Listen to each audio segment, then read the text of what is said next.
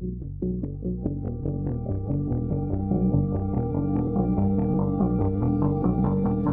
guys, welcome back to the channel. Today I want to talk about a stock that had one of the biggest moves of the day, about 20% on the day down, and the CEO is being replaced.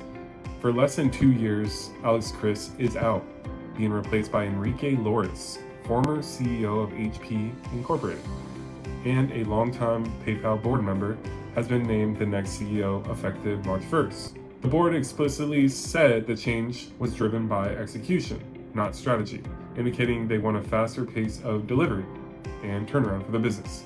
Also, I am unpacking earnings for PayPal. Let's dive right in and get this done. All right, let's dive right in. All right, so looking at a business like PayPal, of course, you want to look at the revenues, the margins, the net income, just like any other business, but you also want to look at a company that's making money off of how many users they have. So a company like Robinhood or Coinbase, you want to look at the number of users, or say a subscription-based business, you want to see how many people are subscribing or the growth in subscriber count. So active accounts for PayPal, which is super concerning, 1% growth year over year. Monthly active accounts, 2% year over year. Number of payment transactions, down 4% year over year. So being down 4% for the number of payment transactions is super concerning.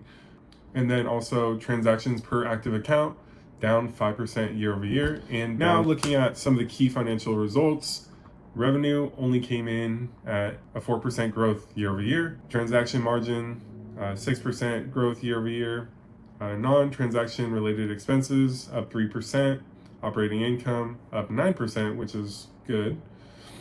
PayPal also did repurchase shares, 6 billion on a trailing 12-month basis, reducing weighted average shares by 7%, which is a good sign.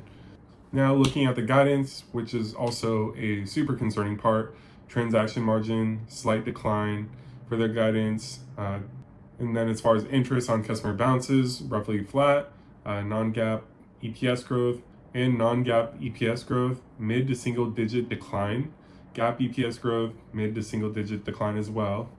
So PayPal guiding to a low single digit decline or flat growth in 2026, which was way below expectations. Investors pay for predictable growth, not a decline in the business. In an industry with super strong competition with players like Apple Pay, Google, Stripe, and others, when guidance comes in weak, it signals potential trouble ahead for the business.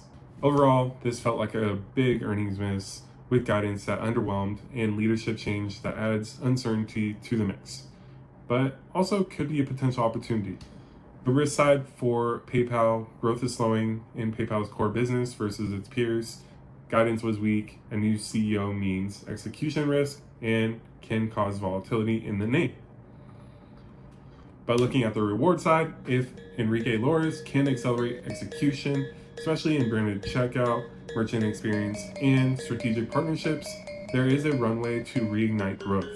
PayPal still does have a massive network and deep cash reserves. A very strong balance sheet, fairly stable since full year 2024, but very strong balance sheet in my opinion. They are also paying a dividend, which I don't necessarily agree with, but that's what the company's deciding to do with the cash. This sell-off might present a risk-adjusted entry point for long-term investors who believe in the turnaround. So, is this a value trap or a turnaround opportunity? That solely depends on whether the CEO can deliver. Personally, I do not own PayPal. I am not buying PayPal. I'm definitely going to be sitting on the sidelines watching PayPal, but I have no interest in buying PayPal just because of my belief in the other competitors and how I don't personally use PayPal. We will see how the new CEO takes over and does his turnaround. In conclusion, PayPal's latest earnings show a miss on key financial fronts and weak guidance, which triggered a leadership overhaul. That creates high risk, high potential scenario. But if you're evaluating PayPal, make sure to do your homework, do your research, really learn about this new CEO and what he's done at HP or any other previous companies he's worked at. But thanks for watching. This is Stock Broad.